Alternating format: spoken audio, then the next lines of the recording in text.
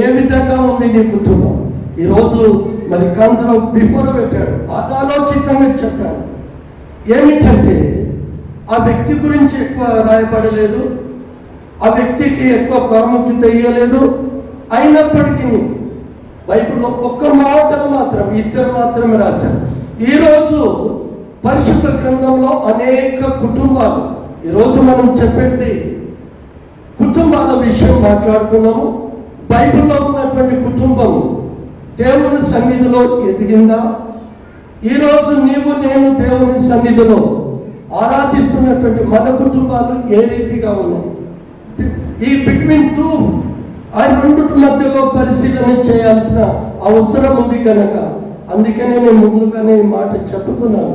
నువ్వు నేను పెళ్ళైన వాళ్ళము, పిల్లలున్న వాళ్ళము, ఏ విధంగా నా కుటుంబము కట్టబడుతుంది? ఆ ప్రశ్న నీకు నాకు రావాలి.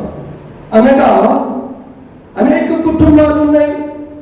ఆదాము కుటుంబం ఉంది. దేవుడు ఆత్మతో ఆయన జీవయుడు ఉన్నాడు. కుటుంబము చెదిరిపోయింది. వాస్తవమా? ఆయన పిల్లలో ఏబేలు, కాయిను చెదిరిపోయాడు. అది కుటుంబం ఆశీర్వదింపబడిన కుటుంబమా? ఒకటి. అబ్రాహాము కుటుంబం ఉంది. అబ్రాహాము నీతిమంతులకు సాదృశ్యం. నీతిమంతుడని దేవుడు పేరు పెట్టి పిలుచుకున్నాడు. కానీ అబ్రాహాము కుటుంబం ఇస్సాకు, ఇస్మాయిల్ చెడిపోయాడు. అందరూ ప్రవక్తలు, అందరూ పెద్దలే. ఆలోచన చేసినామనుకున్నా. యాకోబు ఉన్నాడు, పేరు పెట్టి పిలిచినాడు.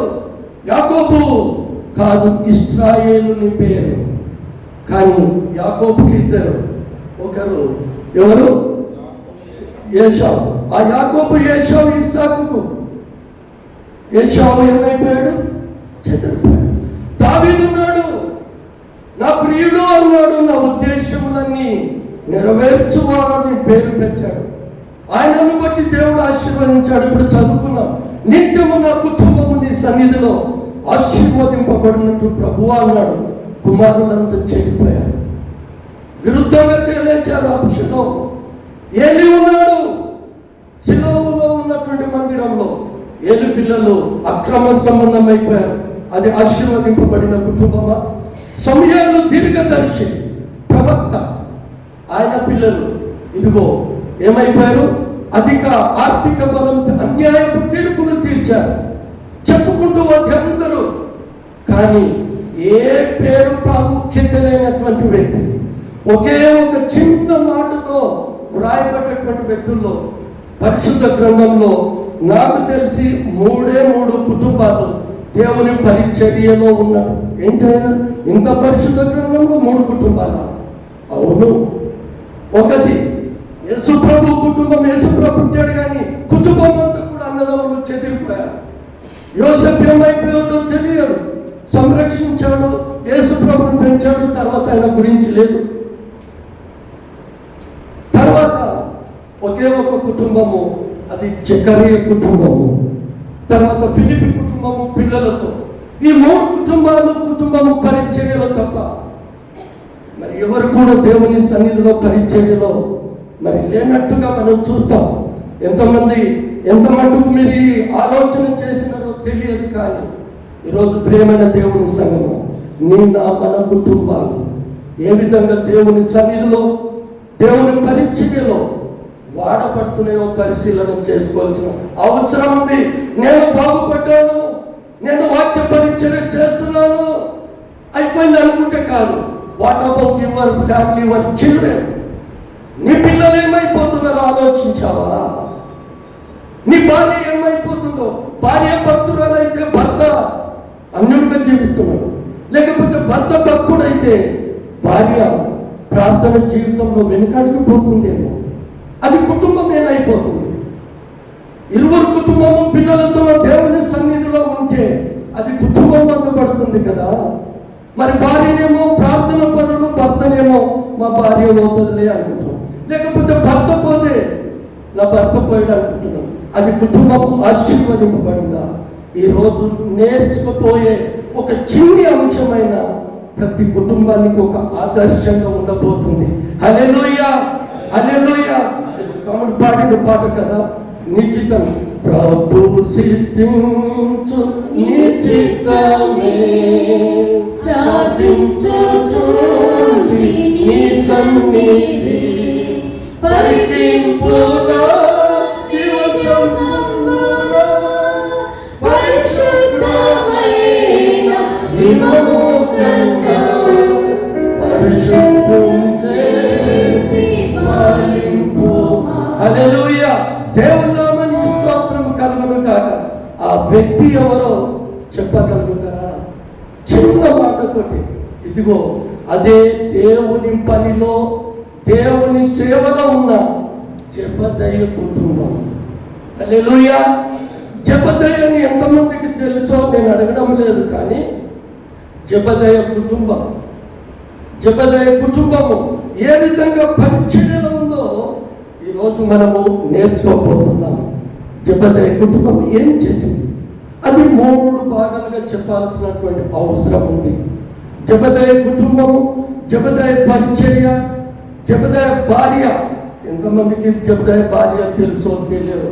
అంటే పరిశుద్ధ గ్రంథంలో కూడా అంత స్పష్టంగా రాయబడలేదు, కానీ కొన్ని మాటలను బట్టి ఆ పేరును బట్టి చాలా మంది గ్రంథకర్తలు ఆ పేరు చెప్తారు. రెండోది కుమారుడు. జెబెదయికి ఎంతమంది కుమారులు? అమ్మా, 2. దేవుని స్తోత్రం. ఇప్పుడు పరిశుద్ధ లేఖనాలను చూద్దాం. మత్తయి సువార్త 4వ అధ్యాయం. మత్తయి సువార్త 4వ అధ్యాయం 21 నుంచి దయచేసి, లేకపోతే మొదటి నుంచి చదివితే ఇంకా చాలా బాగుంటుంది. కొన్ని మాటలు చదువు. అపవాది చేత 21 చదివేసి. ఆయన అక్కడ నుండి వెళ్ళి జెబెదయి కుమారుడైన యాకోబు అతని సహోదరుడైన యోహాను అతడు అను మరి ఇద్దరు సహోదరులు తమ తండ్రి అయిన జెబెదయి యొద్ద దోణిలో తమ వలలు బాగు చేసుకుని చుండగా చూచి వారిని పిలిచారు. ఎవరు చూచి? యేసు చూచి. అంతవరకే ఉంది. ఈ ఇద్దరు అనగా ఈ వ్యక్తి గురించి రాసినటువంటి అపోస్తలులు ఇద్దరు. ఆ ఇద్దరు ఎవరంటే మత్తయి, మార్కు. ఎవరు రాయలేదు ఆయన గురించి. ఇక్కడ ఆ పెద్దవాని గురించి అనేక చోట్ల ఆ సహోదరుడు ఎందుకన్నారంటే యాకోబు సహోదరుడు ఆయన యోహాను అన్నాడు కాబట్టి యాకోబు పెద్దవాడుగా. ఓకే, చాలా బాగా ఉంది. ఇక్కడ యేసు గలిలయ ప్రాంతము, అంటే గలిలయ ప్రాంతంలో చేపలు పట్టేవారు. వాళ్ళు తండ్రితో పాటు వ్యాపారం చేసేవాళ్ళు. తండ్రితో పాటు వాళ్ళు ఉన్నత వర్గం అనగా బాగా ఆస్తి కలిగినటువంటి వాళ్ళు. వీళ్ళు ఏం చేస్తున్నారు? తండ్రితో పాటు సముద్రంలో, గలిలయ సముద్రంలో చేపలు పడుతున్న సమయంలో వారి వృత్తి సేవలో ఉంటుండగా, వలలు బాగు చేస్తుండగా యేసు ప్రభు గలిలయ ప్రాంతానికి వెళుతూ వారిని చూచి పిలిచాను. పిలిచినప్పుడే వెంటనే వాళ్ళ వలలు వదిలిపెట్టి తండ్రిని విడిచిపెట్టి, ఇది కీ పాయింట్, బాగా గుర్తు పెట్టుకోనండి. తండ్రిని విడిచిపెట్టి. జెబెదయి గురించి కొంచెం, కానీ జెబెదయి ఉన్నటువంటి ఆ యోగ్యత, జెబెదయిలో ఉన్నటువంటి ఆ ప్రాముఖ్యత ఏమిటి అంటే ఆ వలలు తండ్రిని విడిచిపెట్టారు. ఓకే, బాగుంది. ఇప్పుడు మార్కు సువార్తలో వద్దాము. మొదటి అధ్యాయం, మార్కు సువార్త 1వ అధ్యాయం 19వ వచనం.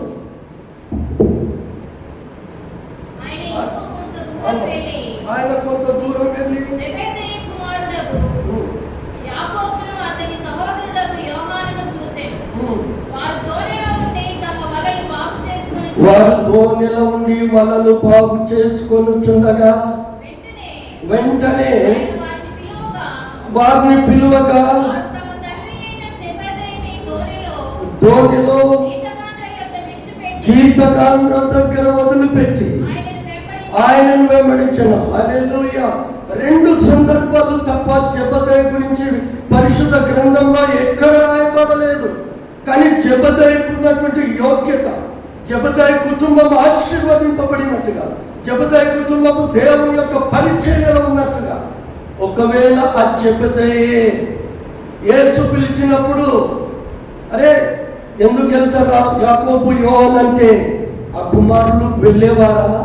అక్కడ జీతగాండ్రు ఉన్నారు, అక్కడ పనివారు ఉన్నారు, దోణెలు ఉన్నాయి, అనేకులు పనివారు ఉన్నారు. నేను వృద్ధాప్యంలో ఉన్నాను, నేను ఈ సేవను నన్ను ఒక్కను వదిలిపెట్టి మీరిద్దరూ పోతే ఎట్లా అని ఆటంకపరిస్తే అపోస్తలులలో ఆ 12 మందిలో యాకోబు యోహానులు ఉండేవారా? జెబెదయికి ఉన్నటువంటి యోగ్యత, జెబెదయికి ఉన్నటువంటి విశ్వాసము ఆ పిల్లలను ఆటంకపరచలేదు. జెబెదయి ఆ వలలు చేస్తూ జీతగాండ్రు ఉన్నారు, ఈ జీతగాండ్రుతో వదిలిపెట్టి అరే నన్ను వదిలిపెడుతున్నారు, ఈ యొక్క ముసలితనంలో వృద్ధాప్యంలో ఈ వలలు ఉన్నాయి, ఇంత వ్యాపారం ఉంది, ఇదిగో పనివారు ఉన్నారు, వీళ్ళని నేనేం చేయాలి? ఉన్నదే మీరు ఇద్దరు పోతే ఎట్లని ప్రభుతో కూడా మాట్లాడు. ప్రభువా నాకున్నది 2 పిల్లలు, యవ్వన బిడ్డలు, వాళ్ళిద్దరిని నువ్వు తీసుకపోతే ఎట్లా ఒకరిని వెళ్ళు, ఎవరైనా ఒకరు అన్నాడా? కానీ ఆటంకపరచలేదు. దేవుని వెంబడించినారు. యేసు ప్రభుని వెంబడించిన శిష్యులో ప్రముఖ పాత్ర వహించినట్టుగా చూస్తున్నాం. జెబెదయికున్న మనసు ఈరోజు కుటుంబంలో ఉంటుందా? నా భార్య పోతుందిలే, నా భర్త వెళుతున్నాడని నీవు నేను ఈ లోకంలో అనుకుంటున్నాము. నా ప్రియమైన సహోదరి సహోదరు, ఈరోజు నీవు నేను వేసుకోవాల్సినటువంటి ప్రశ్న ఏమిటంటే, దేవుని పరిచర్యలో ఒక వ్యక్తి కాదండి దేవునికి కావాల్సింది, కుటుంబం అంతా కూడా దేవుని సన్నిధిలో ప్రార్థించినట్టుగా. ఆ 29వ వచనం తమ్ముడు ఒకసారి చదువు. సమూయేలు గ్రంథం 7వ అధ్యాయం, 2 సమూయేలు గ్రంథం 7వ అధ్యాయం 29వ వచనంలో దయచేసి నీ దాసుడనైన నా కుటుంబము నిమిత్తము నిత్యము నా కుటుంబము నిత్యము. ఈరోజు మన కుటుంబాలు ప్రేమైన దేవుని సంగమా ఆలోచన చేయమని మనవి చెప్తున్నాం. నిత్యము నా కుటుంబము నీ సన్నిధిలో ఆరాధించి ఆశీర్వదింపబడినట్టుగా ఆశీర్వదించమన్నాడు. కానీ ఆశీర్వాదం పొందుకున్నాడా? ప్రియమైన దేవుని ద్వితీయోపదేశ కాండంలో చూస్తాం, నువ్వు నడిచినప్పుడు, వెళ్ళినప్పుడు, త్రోవనున్నప్పుడు, పడుకున్నప్పుడు నీ పిల్లలకు వీటినన్నిటినీ అభ్యసింపచేసి వాటిని కంఠభూషణంగా ధరించమన్నాడే. దావీదు ఏం చేశాడు? ఏలీ ఏం చేశాడు? సమూయేలు ఏమైపోయింది?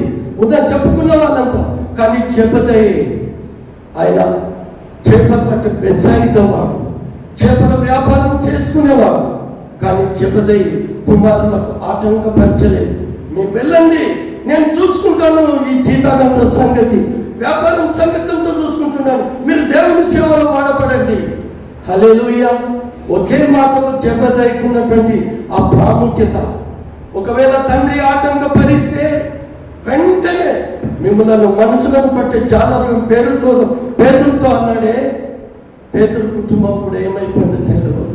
ప్రేమని జెబెదయి కుటుంబము 4 వాళ్ళు ఉన్నటువంటి కుటుంబము దేవుని పరిచర్యలో ఉన్నట్టుగా చూస్తాం. జెబెదయి ఆటంకపరచలేదు. యేసు ప్రభు పిలిచినప్పుడు వెంటనే వదలు విడిచి, ఎందుకు కారణం? వెంటనే ఎందుకు వెళ్ళారు వాళ్ళు? ఒకసారి సంఘటన జరిగింది. మరి తండ్రితో మేము అడిగి వస్తాం, నా తండ్రిని మేము పర్మిషన్ అడుగుతాం అన్నారా? వెంటనే వెళ్ళిపోయారు. కారణం ఏమిటంటే ఒక సంఘటన జరిగింది.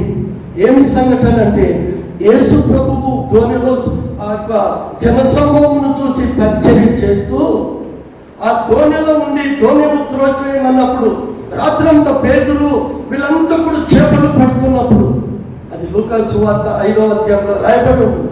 రాత్రంతా పడుతున్నారు. యేసు ప్రభు వచ్చి ఆ జనసమూహమును తట్టుకోలేక ఆ ధోనిను కొంచెం లోపలికి త్రోయండి అన్నాడు. త్రోసి ఆయన సువార్త పరిచర్య చేసినాక అప్పుడు అంటాడు, మీరు వలలు వేయండి. లేదు ప్రభువా, మేము రాత్రంతా శ్రమ పడ్డాము, ఎందుకు ఆ చేపలు ఎక్కడ ఉంటాయో, ఆ చేపలు ఏ ప్రాంతంలో ఉంటాయో బెస్తవారికి తెలుసు. కానీ యేసు ప్రభు మాట మీద ఆధారపడ్డాడు. అప్పుడు ఆయన అద్భుతం చూస్తున్నారు వీళ్ళు. ఆ విస్తారమైన చేపలు పట్టి అప్పుడు పిలుస్తారు. అక్కడ ఒకసారి లూకాసు వార్త 5వ అధ్యాయం, లూకాసు వార్త 5వ అధ్యాయం ఈ 4, 5 వచనం మొదటి ఆయన బోధించుట చాలించిన తరువాత నీవు దోణిను లోతునకు నడిపించి చేపలు పట్టుటకు నీ వలలు వేయడని చెప్పగా సీమోను ఎవరు? సీమోను పేతురు అనబడిన పేతురు ఏలినవాడా రాత్రంతా ప్రయాసపడితిమి కానీ చేపలు పట్టే టెక్నిక్ ఎవరికి ఉంటుందండి? బెస్తవారికి ఉంటుంది.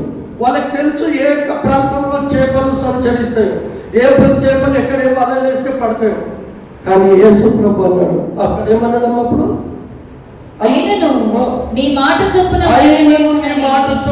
వేతుమని ఆయనతో చెప్పిరి. వారు అలాగు చెప్పి విస్తారమైన చేపలు పట్టి అందుచేత వారి వలలు పిగిలిపోవచ్చుండగా వారు వేరొక తోనెలోనున్న తమ పాలివారు బంధువులను పిలిచి తమకు సహాయం చేయవలనని వారు జెబెదయి కుమారులు ఉన్నారు. అక్కడ జెబెదయి ఉన్నాడు, జెబెదయి కుమారులు ఉన్నారు. యేసు ప్రభు యొక్క సూచక్రియ అక్కడ చేశారు. భయపడిపోయారు. అక్కడ జెబెదయి కుమారులను పిలిచి ఆ చేపలను పట్టినట్టుగా. అందుకే ఇదిగో జెబెదయికి యేసు ప్రభు యొక్క ఆ ఆశ్చర్యకరుడని, దేవుడని, గొప్పవాడని తెలుసు కనుక కుమారులకు ఆటంకపరచలేదు. ఈ రోజున ప్రేమైన దేవుని సంగమా, నా కుటుంబంలో నీ పిల్లల సంగతి ఏంటి, మన పిల్లల సంగతి ఏంటి ఆలోచన చేయమని మనవి చేస్తున్నాం. మన పిల్లలు ఎక్కడో చెదిరిపోతున్నారు. ఒక పిల్లవాడు బాగుంటే ఇంకో పిల్లవాడు చెదిరిపోతున్నాడు. ఒక పిల్లవాడు ప్రార్థన జీవితం కలిగి ఉంటే ఇంకో పిల్లవాడు ఈ లోక స్నేహంలో పడిపోతున్నాడు. కారణం ఏమిటి? ఇది అది ఆశీర్వదింపబడిన కుటుంబం అంటారా? ఇది ఆలోచింపదగిన విషయము కాదంటారా? అందుకనే జెబెదయిలో ఉన్నటువంటి ఆ ప్రార్థన జీవితం ఈరోజు మనం కొంచెం ముందు ఎందుకంటే చెప్పుకోవాలి. కానీ జెబెదయి ఆయన కుటుంబము, ఆయన పిల్లలను ఆటంకపరచకుండా యేసు ప్రభును వెంబడించినటువంటి ఆ 12 మంది శిష్యుల్లో ప్రముఖులుగా ఉండడానికి కారకులు ఎవరంటే జెబెదయి తల్లి.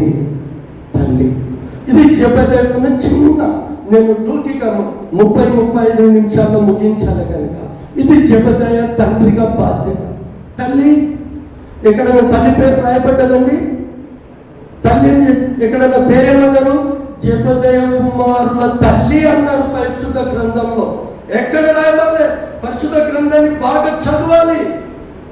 ఏదో వాక్చాతుర్యం ఉంది, లేకపోతే ఇదొక జ్ఞానం ఉంది, మాటల గారడి అని కాదు. ఏం మాట్లాడినా ఇందులోకెళ్ళి లేఖనాలను సరిపోల్చాలి. ఆ మాటకు సరిపోల్చే అంశాన్ని, దాన్ని రెఫరెన్స్, దాన్ని అనేక సార్లు నేను జతపక్షులు అన్నాను. ఇప్పుడు తల్లి ఏం చేస్తుంది? తల్లి కూడా పరిచయం. ఎక్కడ గలిలియా? ఒకసారి చూసినాక మాటకు వస్తాను. మత్తయి సువార్త 27వ అధ్యాయం. చాలా జాగ్రత్తగా ఆలోచించాలి. మన కుటుంబాలను ఇప్పుడు ఈ పరిశుద్ధ గ్రంథంలో కుటుంబాల గురించి ఆలోచన చేయకపోతే మనం వ్యర్థమే. తల్లి గురించి మత్తయి సువార్త 27వ అధ్యాయం 55-56 వచనాలు. యేసునకు ఉపచారము చేయుచు గలిలయ నుండి ఆయన వెంబడించిన అనేక మంది స్త్రీలను అక్కడ దూరంగా. ఈ సంఘటన ఎక్కడ జరిగిందండి? మరి ఎట్లా ఈ సంఘటన ఎక్కడ జరిగింది? గలిలయ ప్రాంతము చాలా దూరము, ఇంచుమించు 150 మైళ్ళ దూరము. ఎలా చెప్తారు మీరు? మన పరిశుద్ధ గ్రంథంలో బ్యాక్ సైడ్ 4 చిత్రాలు ఉంటాయి. ఒకటి ఇశ్రాయేలు చరిత్ర, పాత నిబంధన చరిత్ర, తర్వాత కృత నిబంధన చరిత్ర, తర్వాత అపోస్తుడైన పౌలు ఎక్కడో గలిలియ, చూడండి ఒకసారి ఆ చిత్రాన్ని మీరు, ఎక్కడో దూరంగా ఉన్నటువంటి గలిలియ ప్రాంతము. ఎక్కడ ఈ యొక్క సంఘటన ఎక్కడ జరుగుతుంది? యెరూషలేములో జరుగుతుంది, అవునా? ఇప్పుడు చదివినటువంటి మత్తయి సువార్త 27వ అధ్యాయము అనగా ఈ సంఘటన జరిగే ప్రాంతం ఎక్కడ? యెరూషలేములో. ఆ యెరూషలేములో ఎక్కడుంది అది? యేసు ప్రభు శ్రమలో ఉన్నాడు. యేసు ప్రభు కల్వరి కొండలో సిలువ మీద వేయబడడానికి తీసుకుపోతున్నారు. అప్పుడు మళ్ళీ ఒకసారి చదవమ్మ 55 యేసునకు ఉపచారము చేయించు గలిలయలో నుండి ఆయనను వెంబడించిన అనేక మంది స్త్రీలు అక్కడ దూరం నుండి చూచుచుండి వారిలో మగ్దలేని మరియయు యాకోబు యేసే అనువారు వారి తల్లి మరియా జెబెదయి కుమారుల తల్లి ఉండిరి. ఇప్పుడు వీళ్ళ ప్రాంతం ఎక్కడ? గలిలయ ప్రాంతం. చేపలు పడుతున్నారు. ఒకసారి పటం చూసారా? మన పరిశుద్ధ గ్రంథంలో బ్యాక్ సైడ్ చూడండి అందరూ. పరిశుద్ధ గ్రంథం ఉన్న వాళ్ళు 4 మ్యాప్స్ ఉన్నాయి అక్కడ, పరిశీలన చేయండి. క్రొత్త నిబంధన పాఠం ఉంది, పౌలు పరిచయం చేసింది. పాత నిబంధన ఇశ్రాయేలు చరిత్ర. క్రొత్త నిబంధన ఆ చిత్రం చూస్తే గలిలయ ఎక్కడో ఉంటుంది, తర్వాత అక్కడ మధ్యలో కపెర్నహూము సమరయ ఉంటుంది, కింద బెత్లెహేము దగ్గర ఏముంటుంది? యెరూషలేము ఉంటుందమ్మా. చూసారా పటము? అంత దూరంకి వెళ్ళి ఈ చేపలు పట్టే జెబెదయి పిల్లలు పోయిండ్రు. నువ్వు ఒక పరిచయకు నా పరిస్థితి ఏం కావాలన్నా? ఎవరు? జెబెదయి. అయ్యా, ఇంతకుముందు మన 2 పిల్లలు యేసు ప్రభుని వెంబడించిందే, నువ్వు కూడా పోతే నా పరిస్థితి ఏంటి? ఎంత విచిత్రమైన కుటుంబం అండి. జెబెదయి ఇంతకుముందు 2 ప్రవచించినారు. ఆయన పరిచర్య చెప్పలేనంత గొప్పదిగా ఉంది. హల్లెలూయా. ఎప్పుడైనా జెబెదయి గురించి ఆలోచన చేసినారా? చేయలేదు. ఎవరు కూడా చెప్పలేదు. జెబెదయి కుమారుడు, వారికి ఉర్మేడని పేరున్నప్పటికీ తల్లి ఎక్కడ చేస్తున్నట? ఉపచారం. యేసు ప్రభు వెంబడి ఎంతమంది ఉన్నారు? 12 మంది శిష్యులు ఉన్నారు. ఆ శిష్యులకు ఇవి గలిలయ ప్రాంతం నుంచి వచ్చింది. భర్తను వదిలిపెట్టి వృద్ధాప్యంలో ఉండి భార్యను కూడా ఆటంకపరచలేదు. హల్లెలూయా. ఒక చేతులు ఎత్తండి. హల్లెలూయా. కుమారులకు వ్యతిరేకించలేదు, భార్యను కూడా యేసు ప్రభు పరిచర్య చేయడానికి ఎన్ని మైళ్ళ దూరం నుంచి? సుమారుగా 150 మైళ్ళు లేదా 100 మైళ్ళు అనుకుందాం. మైలుకు ఎంత? కిలోమీటర్న్నర, అనగా ఇంచుమించు 150 కిలోమీటర్ల దూరం నుంచి ఈ స్త్రీ యేసు ప్రభును వెంబడించింది. అనేక సార్లు గలిలయ ప్రాంతంలో యేసు ప్రభు తిరిగినాడు. అంత దూరంకి వెళ్ళి యేసు ప్రభు శ్రమల శిలువ మరణము పొందుతుంటే ఆ ఉన్న స్త్రీలలో ఎవరున్నారు? జెబెదయి కుమారుల తల్లి ఉంది. హల్లెలూయా. ఎంత గొప్ప స్త్రీ అండి. యేసు ప్రభుని వెంబడించి పరిచర్యలో ఉంది. టుడే ఇప్పుడు నీ కుటుంబము నా కుటుంబము. అందుకనే ఆలోచించి ఒక మాట నేర్చుకొని పోవాలని మీకు నేను జ్ఞాపకం చేసినాను. మరి ఏముంది? మన కుటుంబాలు పరిచర్యలు ఎట్లా వాడబడుతున్నాయి? నేనున్నాను, నా పిల్లలు ఎట్లా పోయి అనుకుంటే కాదు, పిల్లలకు బోధించమంటున్నాడు. అదే 78 కీర్తనంట, మల్లమల్లంట. 78 కీర్తన ఒకసారి మాట చెప్పి కానీ అందరు అక్కడ ఉండండి.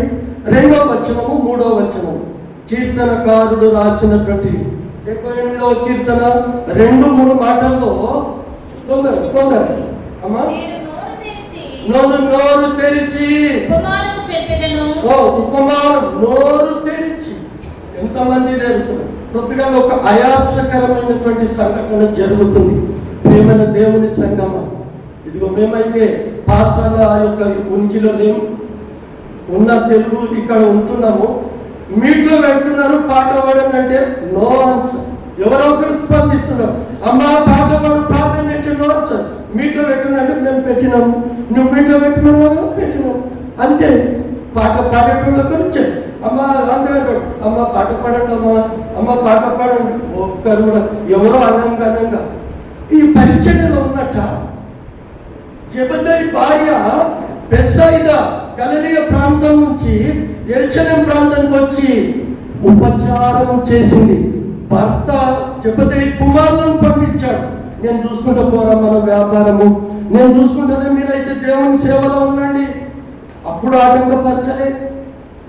భార్య వైపు యేసు ప్రభు వెంబడి ఉపచారం చేస్తుంది, అన్ని మైళ్ళ దూరం నుంచి వచ్చి ఆటంకపరచలే. నీవు కూడా పోతే నా బ్రతికేంది, నాకెవరు పెడతారు అంటే ఆ కుటుంబం దేవుని సేవలో వాడబడుతుందేనా? ఆలోచన చేయండి. కూర్చొని ఉంటిగా ఏదో అక్కడిక్కడ మాటలు కాదు, ఏదో ఈ ఉద్దేశం కాదు. ఇందులో ఏముందో అదే మాట్లాడదాం. ప్రేమను దేవుడు పిల్లలారా, ఆమె ఉపచారం చేసింది. పేరన్నాను, ఇది కరెక్ట్, అక్యురేట్ కరెక్ట్ కాదు అనుకుంటున్నాను నేను. చాలా మంది బోధకులు చెప్తున్న మాట ఏమిటంటే ఆమె సలోమి అని ఒక మాట రాయబడింది. మార్కు సువార్త 15వ అధ్యాయం 40-41 వచనంలో చూస్తే అనేక మంది స్త్రీలలో అక్కడ పేరు మార్పు గారు ఎత్తారు. ఆయన గలిలయలో ఉన్నప్పుడు మీరు ఆయనను వెంబడించి ఆయనకు పరిచారము చేసిన వారు వీరు కాక ఆయనతో యెరూషలేముకు వచ్చిన ఇద్దర స్త్రీలు అనేకులు వారిలో స్త్రీలు అనేకులు ఎక్కడికి వచ్చారు? గలిలయ ప్రాంతం నుంచి వచ్చారు యేసు ప్రభువును వెతుకుంటూ. అందుకనే ప్రారంభంలో మన కుటుంబం ఏ స్థితిలో ఉంది, అందుకనే దేవుని సేవలో ఉన్న జెబెదయి కుటుంబం అని పేరు పెట్టుకున్నాను నేను. హల్లెలూయా. ఈ రోజున ప్రేమైన దేవుని సంగమా, న్యూ లైఫ్ కల్వరి సంగమా, ఎటుపోతుంది మన ఆలోచన? అందరం చదువుతున్నాం కానీ ఆలోచన చేయలేకపోతున్నామేమో. అక్కడ అనేక మంది స్త్రీలు ఉండిరి. ఆ దినము సిద్ధపరచు దినము అనగా విశ్రాంతి దినములకు పూర్వ దినము గనుక సాయంకాలం అయినప్పుడు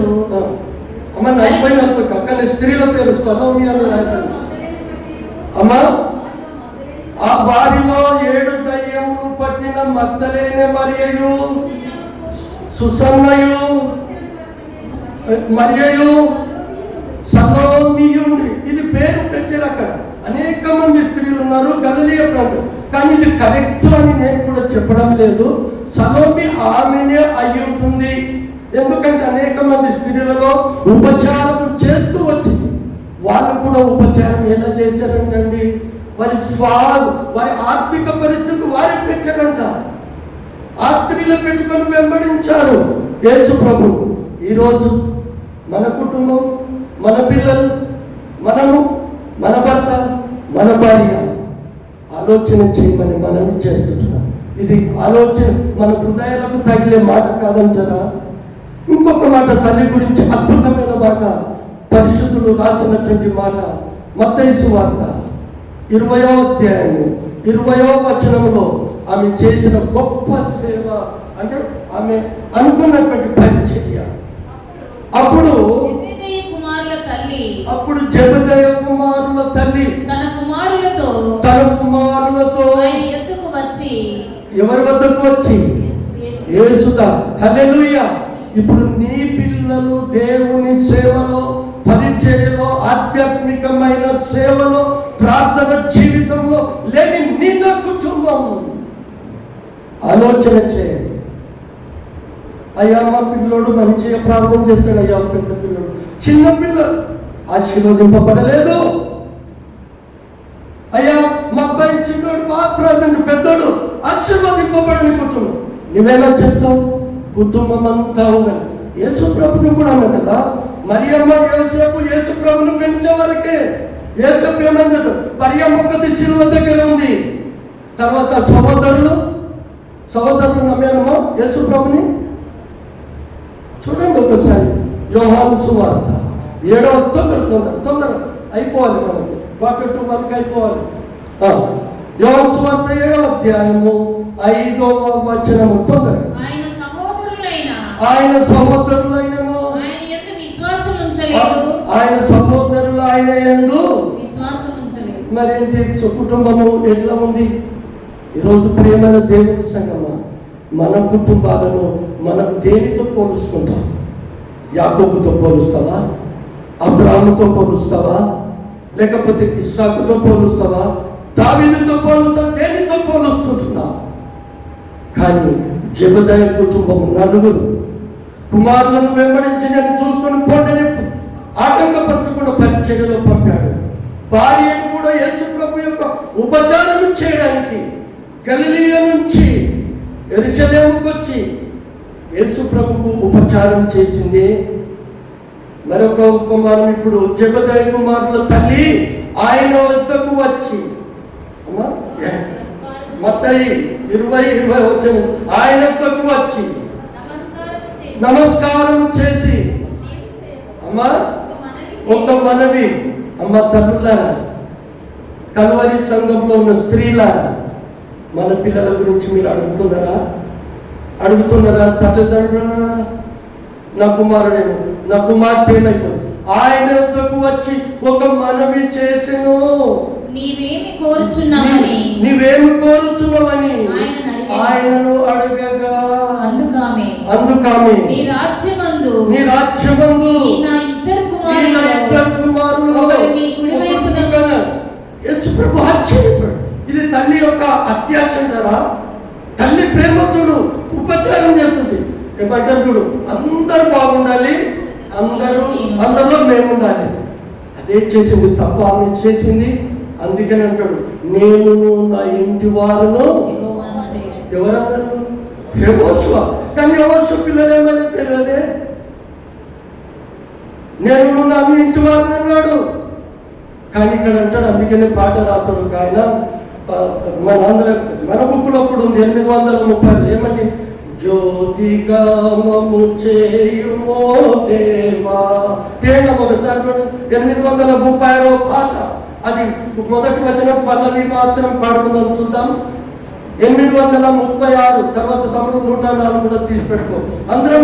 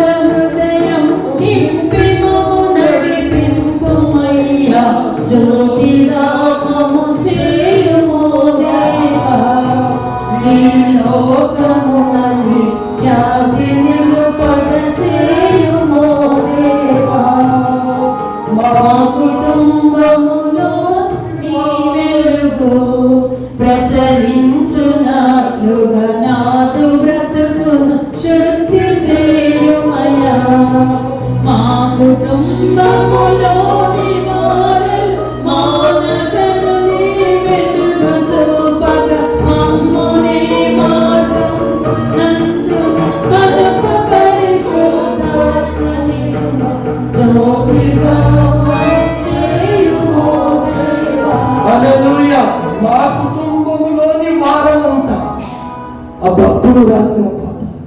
ఈరోజు నేను తమ్ముడు చక్కటి ఆరాధించాడు కదా. స్త్రీలన్నీ పొలం వాడు కదా తమ్ముడు. 104 నువ్వు తీసి పెట్టుకున్నావా? Very good. ఇట్లా ఆరాధన అందరం కుటుంబం ఆరాధన ఉండే ఏదంటాడు, దావీదు నాట్యమాడి తండ్రిని స్తుతించెను. దావీదు వలెనే నాట్యమాడి తండ్రిని స్తుతించెను. యేసయ్యా స్తోత్రము, యేసయ్యా స్తోత్రము, యేసయ్యా స్తోత్రము, యేసయ్యా స్తోత్రము.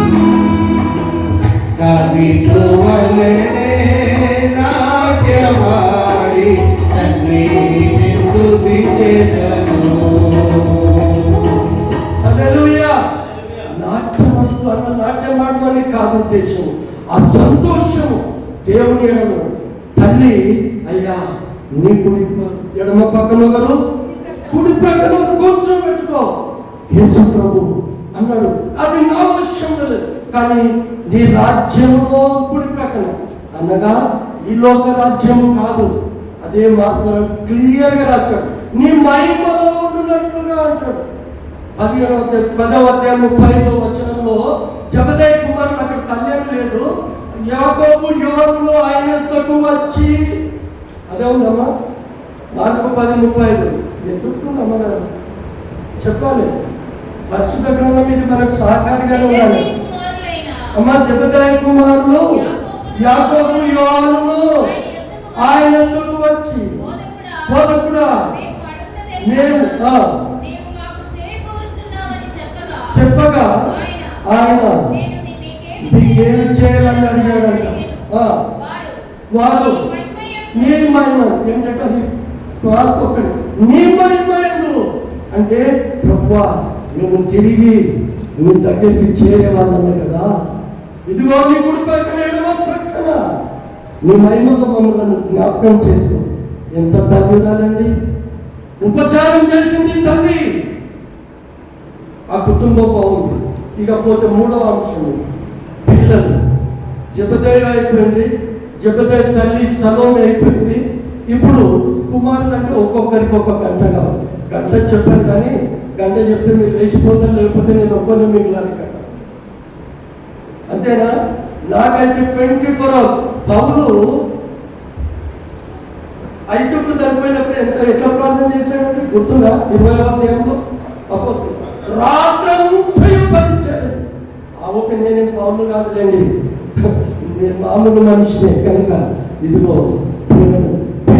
పిల్లలు యేసు ప్రభు అతిగా ప్రేమించిన 12 మంది శిష్యులు ఎవరండి? టూకీగా చెప్పుకుంటాం కదా, ఎవరు? యోహాను ప్రియమైన శిష్యుడు. ఈ 12 మందిలో ప్రముఖులు ఎవరు? ఎంతమంది? 12 మందిలో అయ్యా, అది బైబిల్ కాలేజీ ఇది, not only service. Bible college note చేసుకోవాలి మీరు. హల్లెలూయా. ఎక్కడైనా 12 మందిలో ప్రముఖులు ఎవరు? యాకోబు, యోహాను, పేతురు. మత్తయి సువార్త 17లో ఆయన రూపాంతరం చెందినప్పుడు ఆ ముగ్గురిని తీసుకుపోయాడు. ఇట్లా చెప్పుకున్నాం. మళ్ళీ ఆయన వలువలకుండా అనగా గెత్సెమనీ తోటలో పోయినప్పుడు ఎవరిని తీసుకుపోయాడు? ఈ ముగ్గురిని తీసుకుపోయాడు. శిలువ మీద ఉన్నప్పుడు తల్లి బాధ్యతను ఎవరికి అప్పచెప్పాడు? యోహానుకి అప్పచెప్పాడు. ఆయన ఏంటి? యోహాను సువార్త రాశాడు, యోహాను పత్రికను రాశాడు, తర్వాత ప్రకటన గ్రంథము. అంత పరిచయం చేశాడండి. ఉర్మెడి వారు దేవుడి కొరకు ప్రాణం పెట్టినటువంటి వారు, దేవుడి కొరకు హతసాక్షులుగా మారిన యాకోబును చూద్దాం ఒకసారి. ఆయన ఉంటే ఒకసారి అపోస్తలుల కార్యం 12వ అధ్యాయం 1-2 వచనాలు యాకోబు గురించి. దాదాపు అదే కాలముందు రాజైన హేరోదు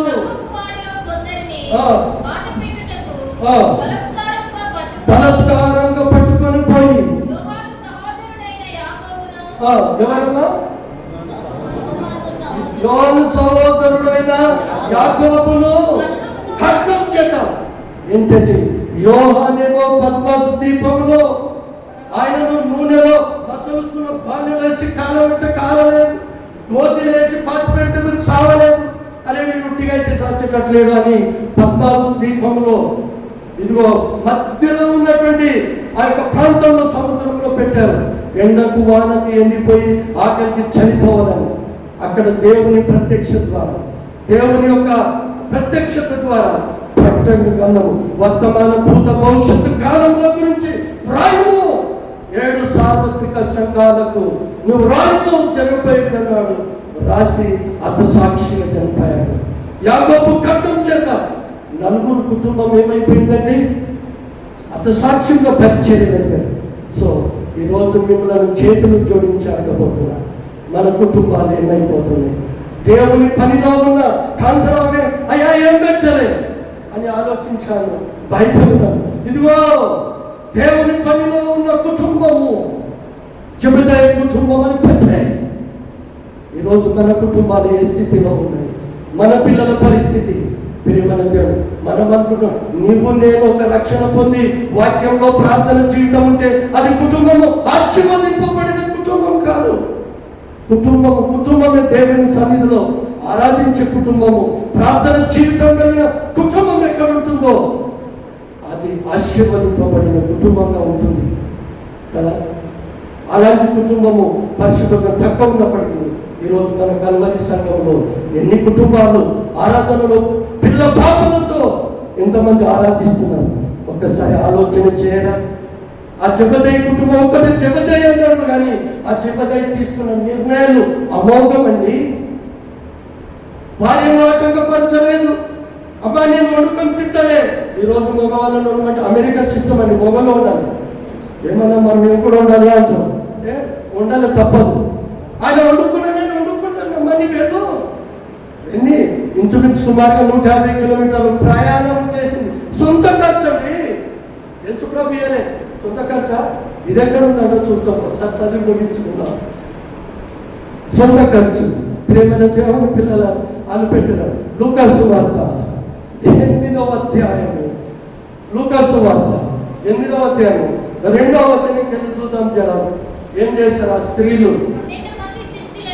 12 మంది శిష్యులు. ఎంతమంది ప్రభువుకు? 12 మంది శిష్యులలో అపవిత్ర ఆత్మ పట్టిన వారిని వ్యాధులను బాగు చేయొచ్చు అనగా 7 దయ్యములు పట్టిన హేరోదు యొక్క గృహ నిర్వాహకుడు కూర్చే భార్యయు యోహన్నయు ఆయనతో కూడా ఉండిరి. వీరును ఇంకా వీరును ఇద్దరు అనేకులు తమ కలిగిన ఆస్తిలో వారికి ఎవరికి? యేసు ప్రభుకు ప్లస్ శిష్యులకు. ఈరోజు భర్త ఏమని చేయడానికి పెడితే అవసరమా? ఇవ్వాల లేకపోతే భార్య ఇచ్చిందనుకో అంత అవసరమా? లేదు. ఎన్ని కుటుంబాలు వారి భర్తల ఐక్యత ఉంటుందండి. కానీ వారి యొక్క ఏం చేసినట్టు ఉపచారము వారి సొంత ఖర్చుతో ఎక్కడి నుంచి ఎక్కడ వచ్చారు? గలిలయ నుంచి యెరూషలేముకు వచ్చి. ప్రేమనున్న దేవుని పిల్లలారా, ఈరోజు మన కుటుంబాలు ఎట్లా కట్టబడుతుంది అనగా అపోస్తలులు ప్రవక్తలు వేసిన పునాది మీద నువ్వు నేను కట్టబడుతున్నామా? సజీవమైన రాళ్ళ చేత దీన్ని ఫుల్ఫిల్ చేయాలి. ఇప్పుడు నేను చెప్పాను, మీరు సజీవమైన రాళ్ళ చేత అందుకేనండి కొరడం. యేసు ప్రభువు కొరడ పెట్టుకున్నాడు.